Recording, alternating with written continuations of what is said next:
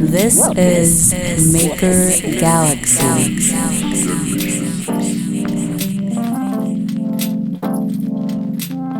We're always talking about the future of design, the future of technology, the future of making.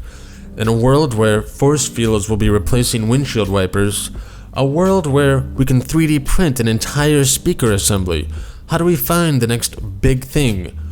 Maker Galaxy is a show that explores the crossroads of design, technology, and the future of making.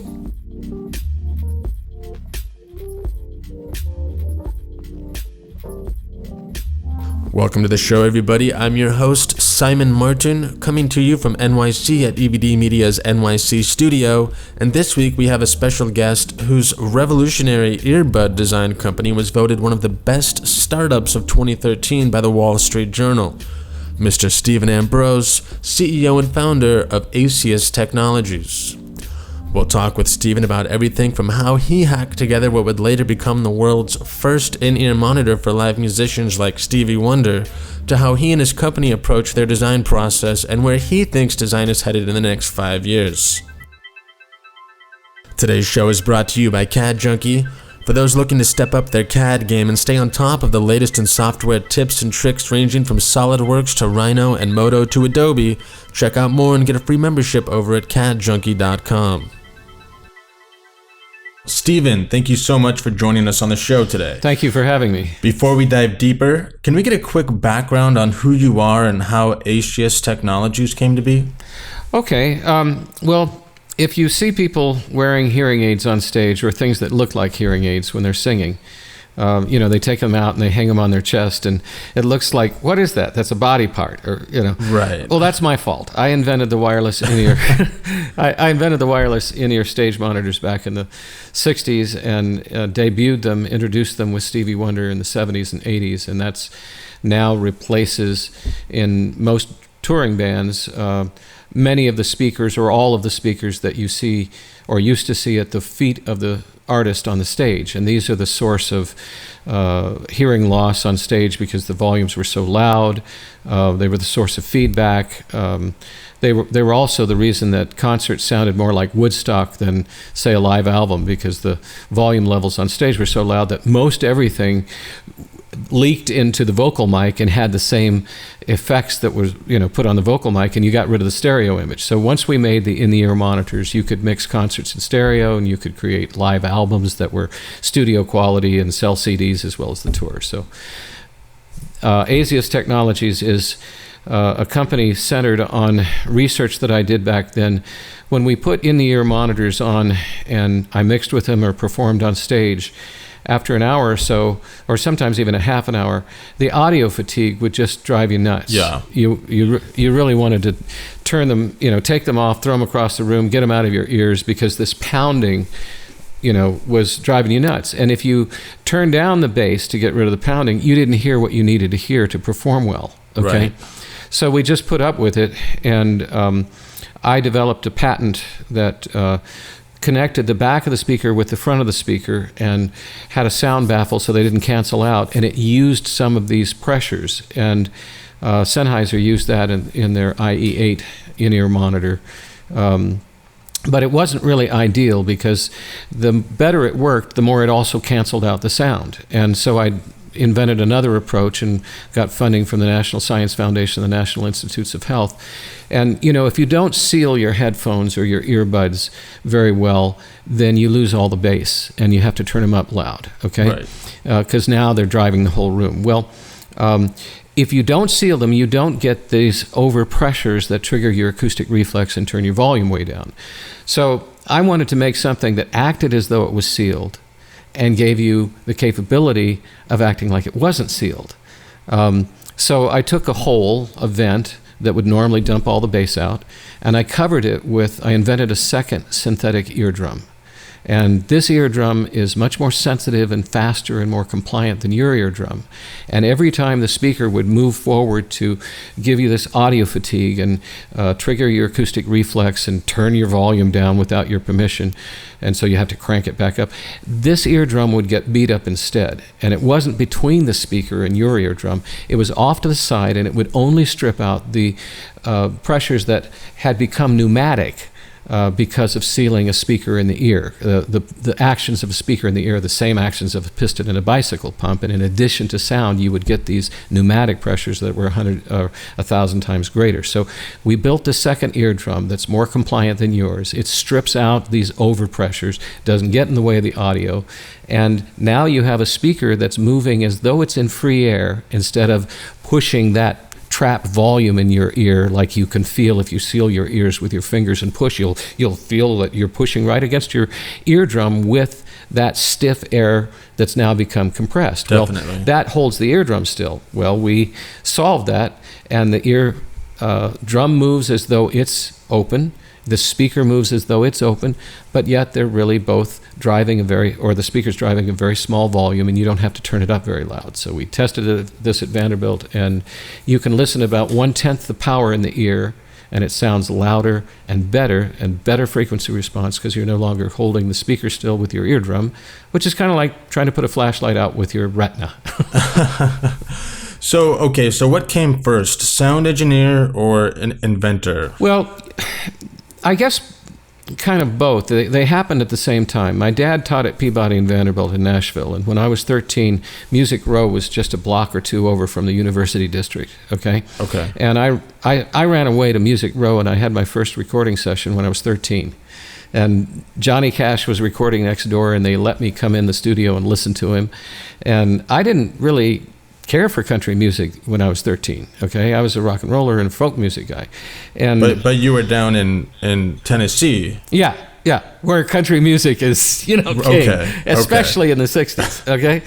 But they let me in the studio, and they let me listen to Johnny when he was recording, and I became a fan in that just first couple of songs because... Of course. Here I was, 13 years old, professional recording studio, one of the biggest stars in country, and his voice sounds incredible, okay? I'll bet. Most people don't realize that when you're in the studio, if you don't wear headphones, it doesn't sound very good, okay? The drummer's in one room, the keyboard player's in another room. Maybe they recorded the day before. You're playing back what they recorded. You have to wear headphones. Now, as a singer, when you seal your ears, your voice starts to boom in your head, and it sounds funny, okay? It sounds real muddy, and it's not flattering at all. Right. The opposite would be getting, in a stairwell or singing in the shower or a cathedral where it echoes, and it makes everything sound good, okay? Right. Well, that's what they do in studios, is they add this echo. They used to do it mechanically. They would dig caverns under the studio, and they'd have a microphone and a speaker on a trolley, and they'd move them closer together or farther apart, and it would start to sound like a big hall, concert hall, or a cathedral, or maybe an intimate club setting.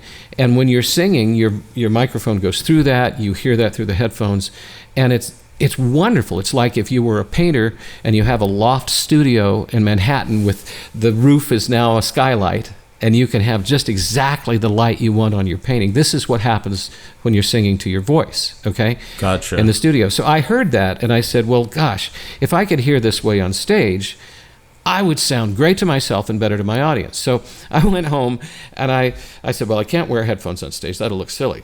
Now people do, but... Yeah. I took these, back in the 60s, you had transistor radios with one little earpiece. It was a very bad earpiece, and you'd listen to, the ball game with it, okay? Or the news. Okay. So I took two of those, and I made them stereo, and I took some earplugs that swimmers would use to keep water out of their ears, and I fastened them onto the speakers, and I sealed the cracks with silly putty. And I made the first in-ear monitors. I took apart an old tape recorder that my dad had brought home from Vanderbilt that wasn't working anymore, and I got the amplifier out of it, and I made and played on stage with the first in-ear monitors back in 1965 when I was 13, okay? Wow. So I got a record deal with Andy Williams in the 70s, early 70s, the same year he signed Jimmy Buffett, and had to do a bunch of concerts in LA, and I went from the studio where it was beautiful to the stage where the worst seat in the house, no matter how bad it sounds where you're sitting, it sounds worse on stage, believe me, okay? And the audience didn't know this. They just expected that the artist, had the best seat. But no, these speakers at their feet would compete with each other, and everybody would turn theirs up, and pretty soon you have this escalation, and you've got war volumes on stage, and Pete Townsend, a lot of our artists went deaf from that. And I just didn't like it. So I brought out my in-the-ear monitors and I started singing with them, and you couldn't see them because my hair was down to my butt. But Stevie Wonder used to play the piano, and he'd get up from the piano and he'd play harmonica and dance on stage. And every time he would move close to the edge, everybody would have a heart attack. Okay, because being blind, he wouldn't know where to stop, and the monitor engineer would scream into a microphone that came through the monitor speakers for him to back up. But the volumes were so loud on stage, Stevie couldn't hear him. Okay, and everybody would watch in horror as he got close to the edge. So I showed the in-the-ear monitors.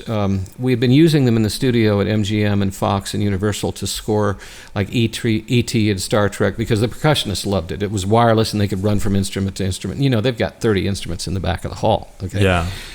And nobody in rock and roll was using them but me. But Stevie's engineer came by the booth. I was exhibiting with John Nady of Nady Electronics back in '78, and he said, "This is what we need to tell Stevie to back up from the edge of the stage."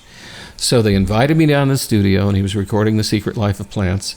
And I came in, and I just took a syringe, and I took some impression material, this silicone that hardens after a few minutes, and I shoved it in his ear, and I figured, well, why not do both ears at the same time? He won't have to wait twice as long. So I filled one ear, and then I filled the other ear, and he grabbed my arm and screamed, "Oh my God, I'm blind." And he was only half kidding, because he sees, with his ears. He's been blind from birth. So he perceives his environment acoustically.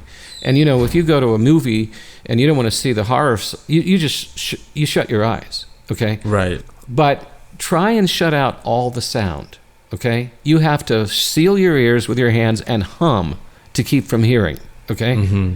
So when I put this impression material in his ears, he had never closed his acoustic eyes that tightly before, and he was like freaked out, okay? Mm-hmm. So we got over that, and he said, "Look, you didn't just make these so I could know where to go on stage." I said, "No, I made these to get rid of all the speakers that are causing the feedback on stage and causing the sound to sound muddy and making all the concerts sound much worse than an album in the studio. Now we can use studio mics on stage and have low volumes on stage and really, give the audience a stereo image." And he was like, "Well, this is fantastic. I'm going on tour.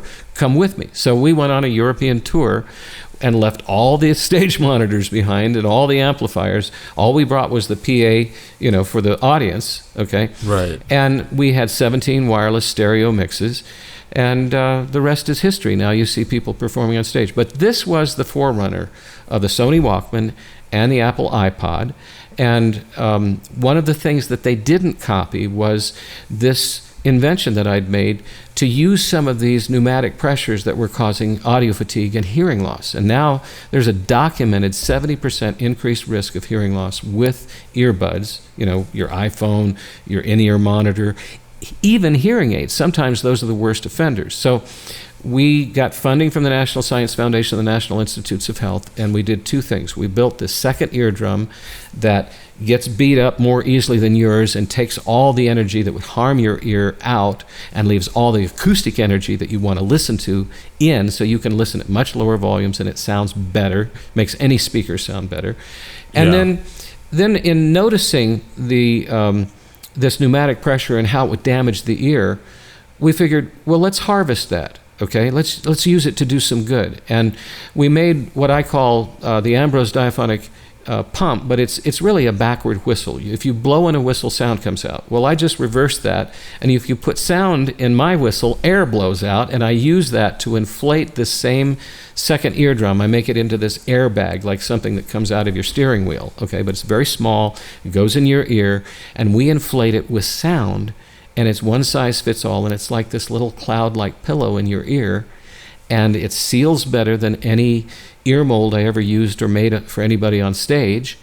And you can go from totally sealed to totally unsealed without taking it out. You just click your teeth and it deflates, and you can leave it in and hear perfectly. So, okay, so what if the sound stops? Is it still able to maintain its inflation? How does it maintain its inflation if it is going from one track to another track? Well, we did it two ways. One was to make an independent circuit to inflate and deflate it so that you could control it independently from the music. Okay. And that's a more expensive version because you have to have a separate, sound source and run that, but it's not that expensive. In fact, that one can sense how much volume is around you, how much noise pollution or how loud the band is or how loud the jets are taking off on an aircraft carrier, and know when you go below decks and it's not loud, and it'll automatically adjust the pressure in the inflatable bubbles or airbags to not seal you off anymore, so you have situational awareness. So between songs, I can talk to everybody, and then the minute I head into a hard rock and roll song, it inflates and protects me, and I can hear perfectly. Okay? Interesting. But that's a dual circuit. Now, the less expensive one, where you just have earbuds and it's inflated by what you're listening to, we made the valve so efficient that even low volumes would pump it up. Okay? And then we made it so that it was able to exhaust overpressure. So when you turn the volume way up, it didn't overinflate it. It's just, efficient enough to inflate what you need when you put it on. And after that, it just leaks out any overpressures so that it's a constant pressure.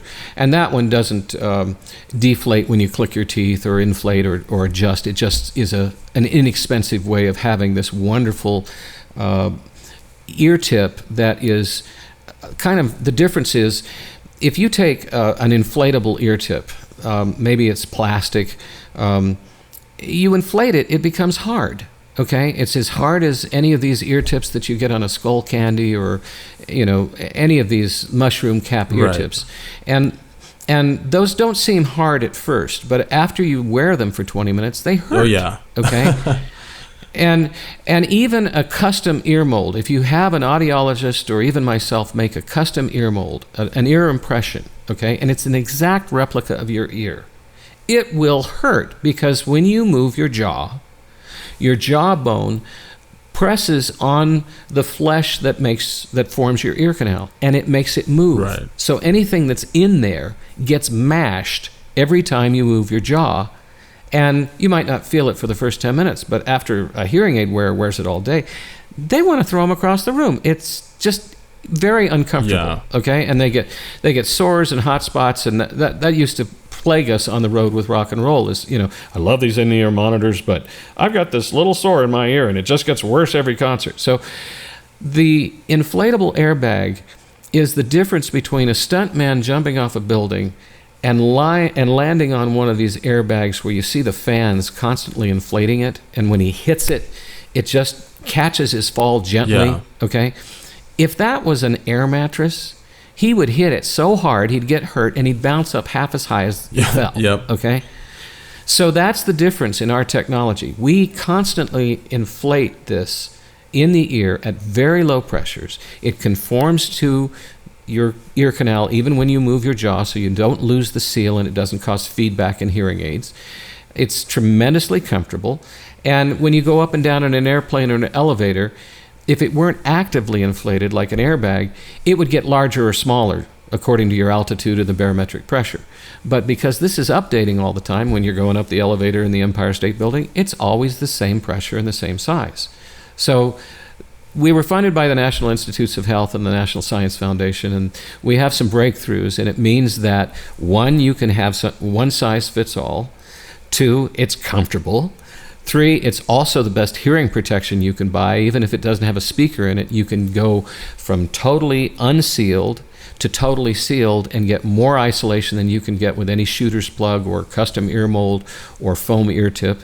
And this is wonderful news for the Air Force and the Navy. The Air Force has invited us to collaborate with them in their research labs in Dayton, Ohio. Oh, wow. It's a breakthrough for hearing aids. It's a breakthrough for earbuds. You can have 2 models of personal listening devices. One has this bubble on it, which is a little bit, more expensive and harder to do. And the other is just, it looks like a normal earbud, like a Skull Candy or something like that with a regular ear tip, but it contains the second eardrum inside. And that means that, well, we tested it at Vanderbilt, and people could listen to 1/2 to 1/16 the power in the ear, and it sounded louder and better. And it had all the dynamic range, and it wasn't compressed anymore.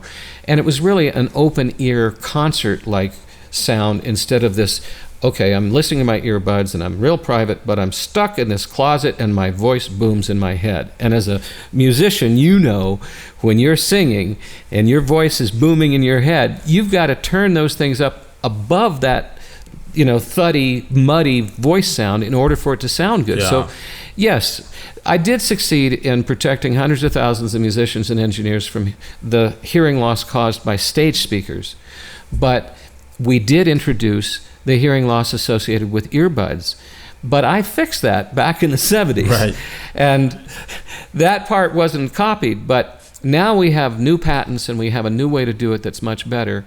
And you'll see all of the devices start to go to this, different approach, which actually understands how to properly couple sound to the ear so it doesn't start to act like a bicycle pump and move your eardrum 1,000 times too far, which of course triggers your body's acoustic reflex, which the muscles in your ear, the stapedius reflex, the tensor tympani muscle, works very hard to hold your eardrum still. And if you notice, people can't listen to earbuds as long as they can sit in a movie or listen to their home stereo. Right.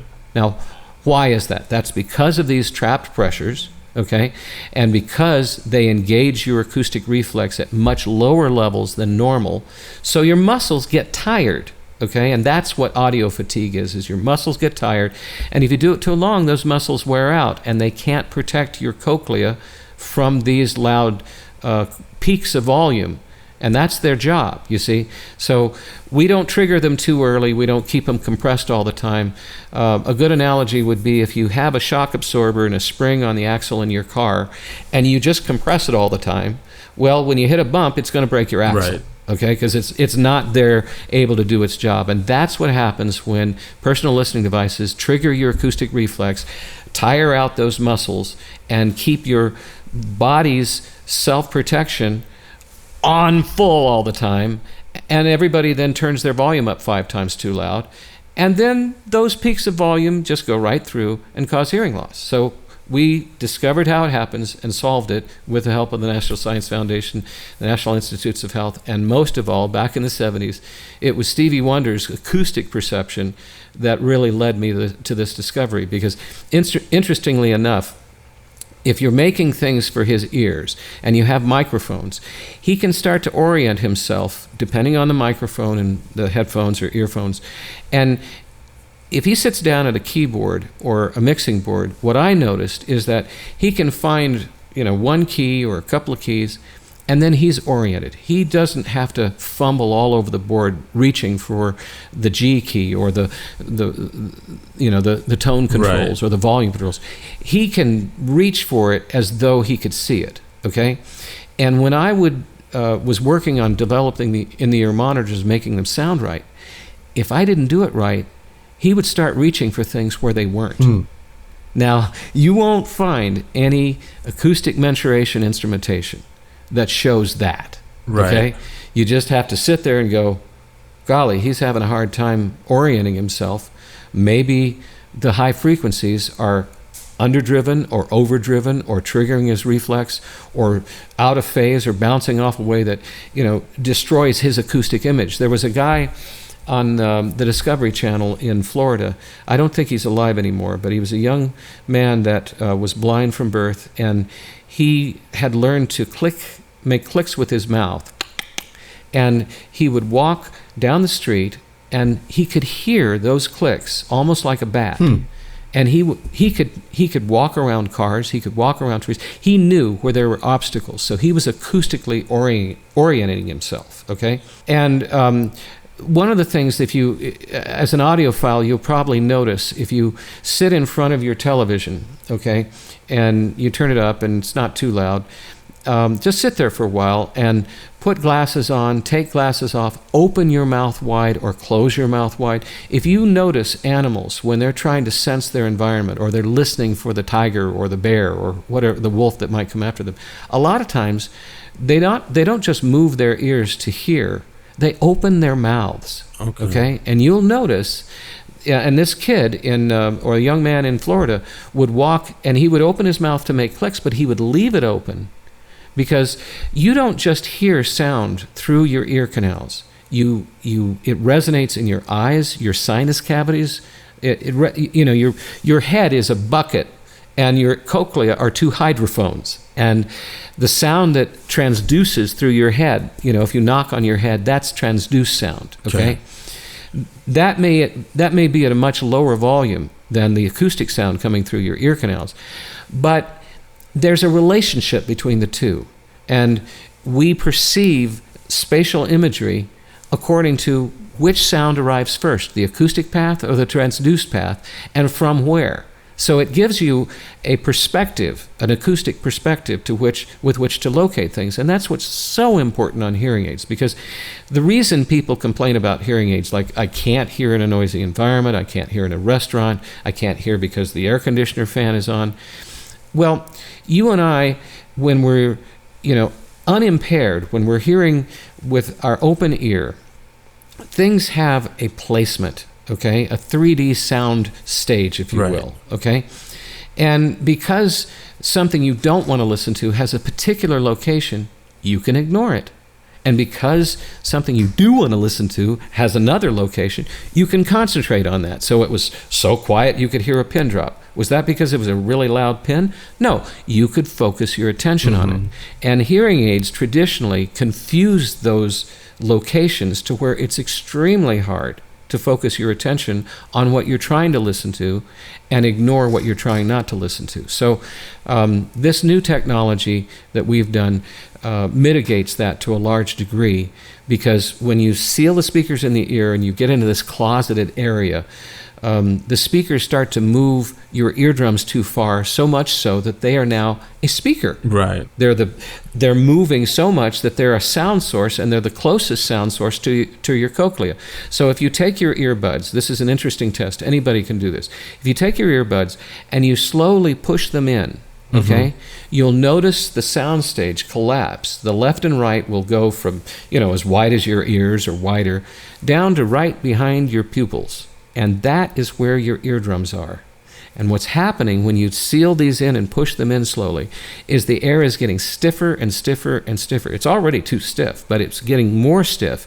And every time it multiplies that stiffness, it's moving the eardrum visibly. And if you go on my website, you can see I filmed the eardrum moving, simultaneously with the kick drum and rock and roll. You're never supposed to see the eardrum move, even if a jet took off over our heads. Okay, the only time you'd see the eardrum move if it wasn't sealed is if a bomb went off. Okay, so the eardrum moves from 100 to 250 nanometers, or billionths of a meter, and that movement isn't visible with any optical magnification known to man. So what I filmed was 1,000 times too great, and that's what's going on in your ear when you put a speaker and seal it like we're doing with our headphones. Okay. Some of the motion is visible, but the motion that isn't visible is still orders of magnitude too great. Or even without sound, if you're just wearing hearing protection or sealing your fingers with your ears and you move your jaw, the deformation of your canal by that jawbone means that the air pressure inside is now starting to move your eardrum visibly. And people get tired, they get audio fatigue without even listening to audio just from wearing hearing protection. It's like they were pearl divers and they were diving for pearls all day long and they had to hold their nose and blow to equalize their ears every 6 feet or 10 feet. You get sensitive to that. And that's 70% of the Navy they don't want to wear the hearing protection that the government buys for them and insists that they wear. Well, you can't blame them because, one, it mashes the tissue against whatever's in the ear, and two, it subjects the eardrum to these pressures, and those are not good situations to hear under. If we took your microphone or my microphone and subjected it to those pressures while it's listening right now, it would go from sounding great to to sounding great. Right. That's what happens. And the fact that the ear can hear under those conditions doesn't mean it's optimum. So it's a wrong-headed approach to take speakers and seal them in the ear and then call this an audiophile approach. Right. The coupling of the sound has been misunderstood. There's been a huge misunderstanding in the industry between acoustic pressures and pneumatic pressures, especially where the ear is concerned. And one of the reasons for this is because the body's reflex, the stapedius reflex, is tremendously effective at turning the volume down. Right. So, people say, well, you're listening too loud to your earbuds. Well, why? Do they run over and touch a hot stove every chance they get? No. Are they just dumb? Is it all excess? No. Their body turns their volume down because of this pneumatic conversion of acoustic pressures into the same pressures you would pump up a bicycle tire with, okay? And this has been unnoticed. It triggers the acoustic reflex. Normally, with your ear open, audiologists have proven that the acoustic reflex is triggered at about 88 decibels, okay? When you seal speakers in the ear and listen to music or sound like you and I are doing, it triggers the acoustic reflex as low as 60 decibels, okay?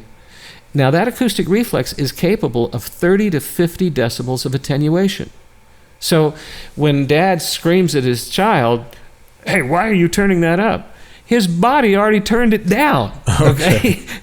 Without telling it. So we noticed this. We solved it. We made it so that you could listen in a closed situation and have it act like an open situation. We stripped away all of these pneumatic pressures. It's kind of like the joke where the hobo was asked, what's the greatest invention of the 20th century? And he said, the thermos. And they said, what? You don't think the microchip was pretty good or the moonshot? He says, no, the thermos, it's so smart. What do you mean it's smart? Well, it keeps hot things hot? Yeah. And cold things cold? Yeah. Well, how does it know? Well, we did the same thing with ear pressures. Our little second eardrum, or that inflatable one, strips away pneumatic pressures and totally enhances and doesn't stop acoustic pressures. How does it know? Well, just like the thermos. They're totally different energy forms. Gotcha. And so, you seem to have answered this problem space that has gone decades of just nothing happening that was really that innovative. Hearing aids, headphones, earbuds, all this stuff may have gotten better depending on how you want to approach it, but there's always been a problem with creating that one earbud that fits everybody, or an earbud that can be used for working out. But it seems like this design really just solves every little last thing, whether it's fit. You mentioned in a previous conversation that we had that the pillow material was Gore-Tex. So right. I'm assuming that it would be fine to use under workout conditions if somebody wanted to go for a run, and that constant bouncing up and down. A lot of earbuds kind of fit in the ear a little bit better if they're designed for working out. And so it solves that problem. Even Apple just, with their latest earbud design, they took the data from hundreds, if not thousands of different ear shapes and tried to create the one perfect shape. But what you're doing just completely overrides all of that. So what was the design process like once you knew that this technology would work? How did you kind of put that all into action with, I understand you used Autodesk Inventor to make that idea a reality. So could you tell us more about the actual process of bringing this concept to a real product? I'd love to. I'll just make a little plug here because we have so much appreciation for Autodesk. This backwards whistle, this diaphonic pump that I invented where you can take sound and harvest pneumatic pressures to do work out of it, actually allows us to take the noise, unwanted noise from race car engines or power plants or Niagara Falls or sources of noise pollution, and harvest energy that can be used to make electricity out of it. Okay, and because of that, they've had for years this clean tech program, which supports any renewable or newly discovered forms of energy. Okay. Because they're trying to clean up the planet. Right. Okay, and so they've helped us tremendously with their software and advice. And we do use Inventor not only or AutoCAD and Inventor to make these pillows, these earbuds, these diaphonic pumps, which are microscopic. Okay, and we also use their software to model it and then to communicate the scientific discoveries we've made, okay? Because the acoustic reflex is so effective at covering up what was causing the hearing loss, if you tell somebody, hey, if you take your Apple iPod earbud and you leave it hanging in your ear and you listen at a nice volume, and then you go outside and you're in traffic or you go indoors or in a restaurant and it's too loud and you can't really hear and you shove it in sideways, you've just made 1,000 times difference in the bass frequencies. Most people, if you said, well, that seat you're sitting on, it's got a built-in warmer, you use it in the wintertime in my car. I love that. My Subaru has a heater in the seat. If it got turned up 1,000 times, I'd have blisters. Okay, Yeah. So there's this experience with sound that isn't obvious. So when we told people that there were these pressures in the ear, nobody believed us. And we use Autodesk Inventor to draw animated videos of how the technology works and how the science works. And they look at it. And if a picture is worth 1,000 words, a video done with Autodesk Studio, Inventor Studio, is worth 1 billion. Yeah. It just gets it across immediately, and that's helped us with all of our presentations to the media and the National Science Foundation and that sort of thing. So we cut these parts with a laser where the laser, it's actually a microscope. It's a 100x microscope, and the parts are microns wide. And the laser shoots right down through the microscope. And the only way we're able to control that is with, software and drawings that we do with Autodesk Inventor and AutoCAD. Okay. And that has been a real. Now you can take these 3D CAD graphic drafting, tools and take an earbud and say, all right, let's go down to our local 3D printer, or let's go downstairs, we've got a 3D printer. And within a few minutes, you have a prototype built that used to take me weeks. I mean, I would be on the way to the White House with Stevie Wonder, where he was giving speeches to, in support of the Martin Luther King birthday, or bill, making what he was going to use so I could give him the lines to his speeches while he was, giving them. I'd be in another room because he couldn't read his speeches, okay? And I would just give him his lines. And I would build something that you couldn't see. And I was always improving it, or sometimes it would break. And I remember, okay, I worked all day and all night on this. It's time for the speech. It's not done yet. And I'm trying to make it to the White House in time and not get super glue on the seats of the limo. Yeah. Well, those days have been replaced with what I consider is a huge entrepreneurial innovation renaissance. Definitely. Okay, and it is fueled by software such as AutoCAD Inventor, Autodesk Inventor, AutoCAD, and 3D printers and computer-controlled lasers. You can think of something, and it's almost like Star Trek back in the 70s, or 60s. You ask the computer, give me one of these, and it spits it out like a Coke machine. So definitely. Now that you have the design and communication assets in place, how are you planning on putting the ear lens into the hands of users? We're now in design stage with companies in China to make what they're so good at making. Okay, most of what we're wearing is made over there. Yeah. Okay, and yet we're funded by the National Science Foundation and the National Institutes of Health to make jobs in America. So how can we all win? Yeah. All right.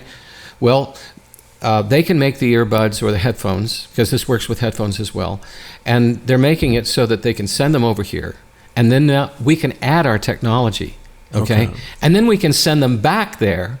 Okay, and they can sell them there. We can sell them here. It's changing audio on a global scale. Our model is kind of like Qualcomm. Qualcomm was a company that was supported by the National Science Foundation. Not a lot of people know that. Okay. So was Google. So interesting. These are huge benefits to society that employ lots and lots of people who pay lots and lots of taxes, so we can keep our infrastructure and do the things we want to do and be a successful country. And that's the whole purpose of the National Science Foundation, SBIR, Small Business Innovative Research Program, and the NIH programs. Now, we're loyal to that. Okay. So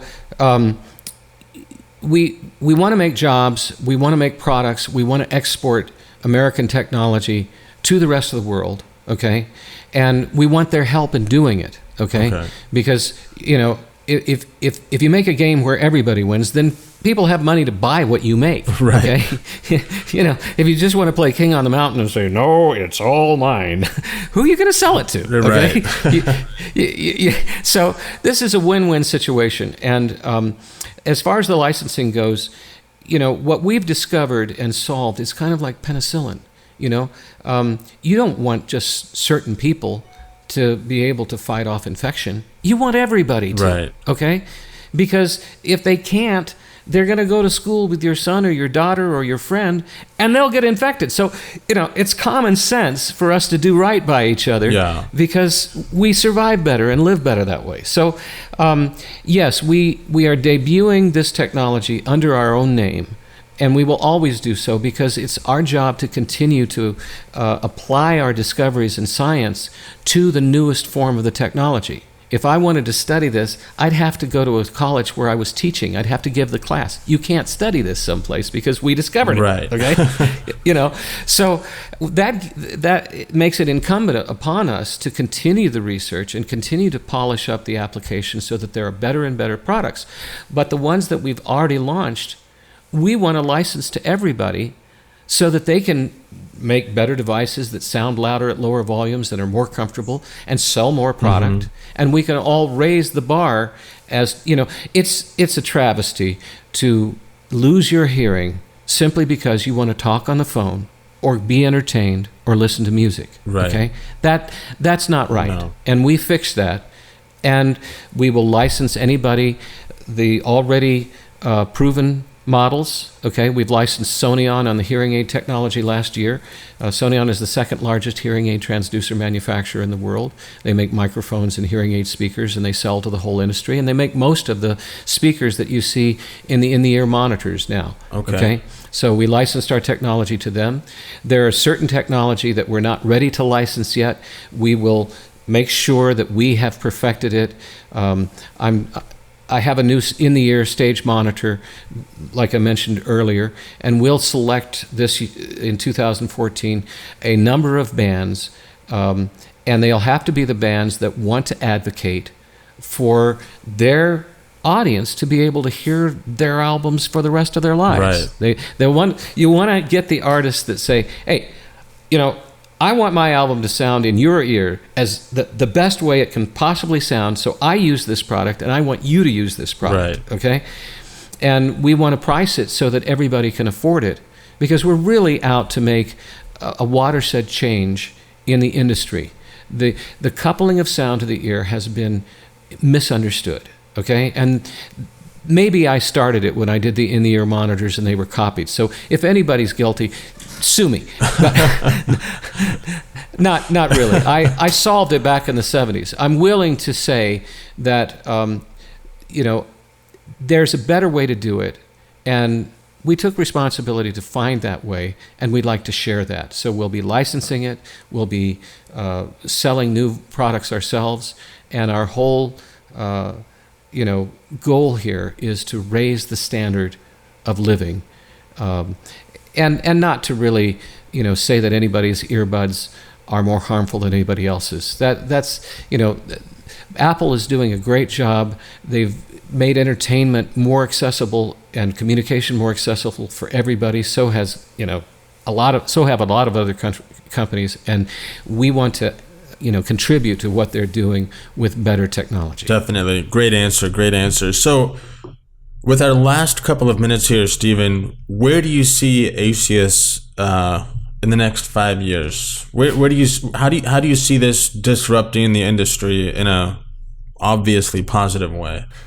Well, Vivek Wadhwa was our mentor with the Wall Street Journal Startup of the Year series. We were very lucky to get to become a finalist in that and enjoy 6 months of coverage in the Wall Street Journal. But Vivek is probably one of the neatest things that we gained out of that. He's on our board of advisors, and he's a brilliant man and a great humanitarian. And we're working closely with him and a circle of technical investors and friends that he has, and we're going to launch our first product in 2014, which is an earbud on Kickstarter. Okay, so watch for that. It'll be an earbud.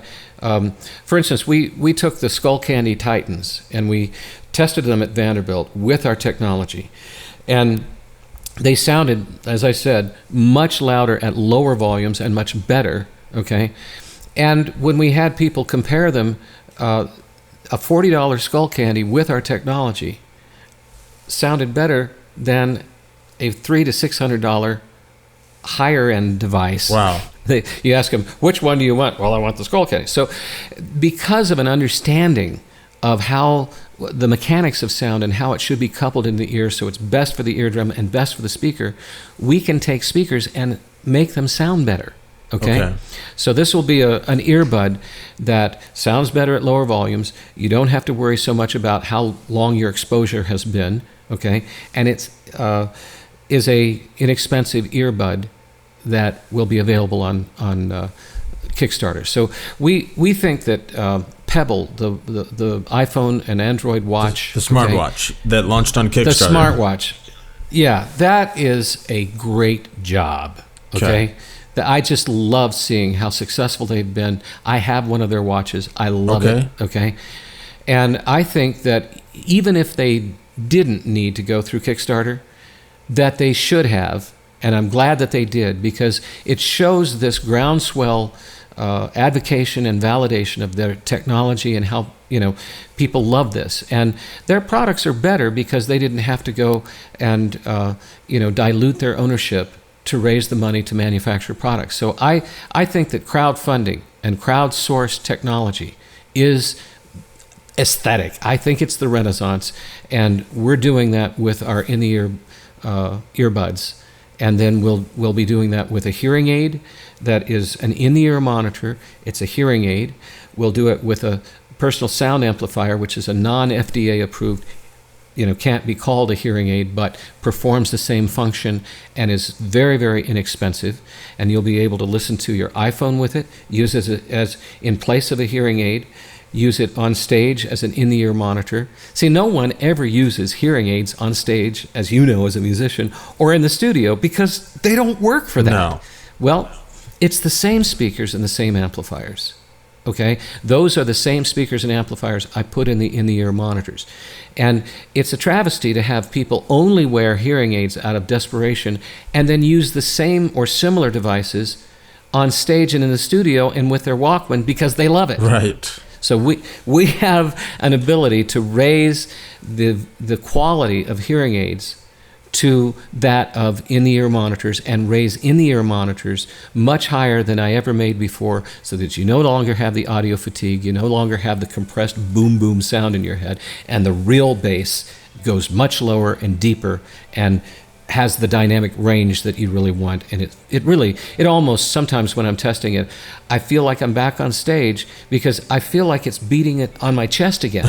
And I go, wait, am I on stage? No. Well, because we're no longer holding the speaker still with the eardrum, the speakers move like they're supposed to, and that sound resonates right down into my throat. And it's a really fun experience. It's like I'm back, on stage giving a concert or mixing one.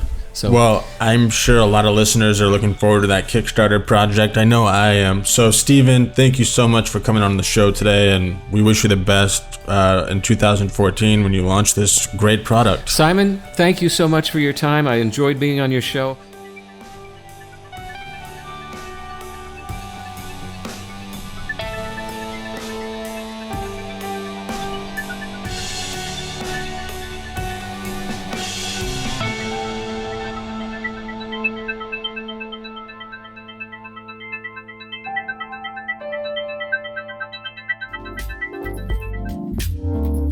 This show is brought to you by CAD Junkie. Step up your 3D content creation game with hundreds of video tutorials ranging from footwear design to 3D printing. Get a free membership now over at cadjunkie.com. Thanks for listening in today, and if you'd like to find out more on Steven, be sure to check out Asius's website at asiustechnologies.com. I'm your host, Simon Martin. Stay tuned and check in with us next time on Maker Galaxy.